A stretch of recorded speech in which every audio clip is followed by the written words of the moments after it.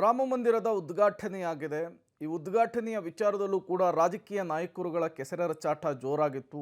ಕಾಂಗ್ರೆಸ್ ನಾವು ಉದ್ಘಾಟನೆಗೆ ಹೋಗಲ್ಲ ಅನ್ನುವಂತಹ ನಿರ್ಧಾರವನ್ನು ತೆಗೆದುಕೊಂಡಿತ್ತು. ಕಾರಣ ಮಂದಿರ ಪೂರ್ಣವಾಗಿಲ್ಲ. ಬಿಜೆಪಿ ರಾಜಕೀಯ ಅಸ್ತ್ರವನ್ನಾಗಿ ಇದನ್ನು ಬಳಸಿಕೊಳ್ತಾ ಇದೆ.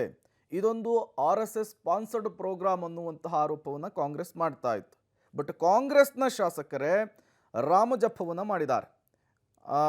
ನಾವೊಂದು ಎಕ್ಸಾಂಪಲ್ ನಿಮಗೆ ಕೊಡ್ತಾ ಇರುವಂತಹದ್ದು, ದೇಶಾದ್ಯಂತ ರಾಮ ಮಂದಿರದ ಉದ್ಘಾಟನೆಯ ಸಂಭ್ರಮ ನಿನ್ನೆ ಮನೆ ಮಾಡಿತ್ತಲ್ಲ. ರಾಮ ಮಂದಿರದ ಉದ್ಘಾಟನೆಯ ಶುಭ ಸಂದರ್ಭದಲ್ಲಿ ಅಥವಾ ಸಂಭ್ರಮಾಚರಣೆಯಲ್ಲಿ ಕಾಂಗ್ರೆಸ್ ಶಾಸಕ ಭಾಗಿಯಾಗಿದ್ದಾರೆ.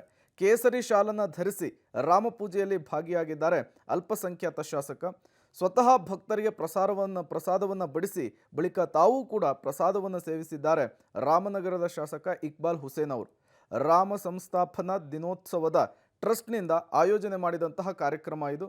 ರಾಮನಗರದ MG ರಸ್ತೆಯಲ್ಲಿ ಈ ರಾಮ ಸಂಸ್ಥಾಪನಾ ದಿನೋತ್ಸವವನ್ನು ಹಮ್ಮಿಕೊಳ್ಳಲಾಗಿತ್ತು. ಕಾರ್ಯಕ್ರಮದಲ್ಲಿ ಭಾಗಿಯಾಗಿ ರಾಮಸ್ಮರಣೆಯನ್ನು ಮಾಡಿದ್ದಾರೆ ರಾಮನಗರದ ಶಾಸಕ ಇಕ್ಬಾಲ್ ಹುಸೇನ್ ಅವರು.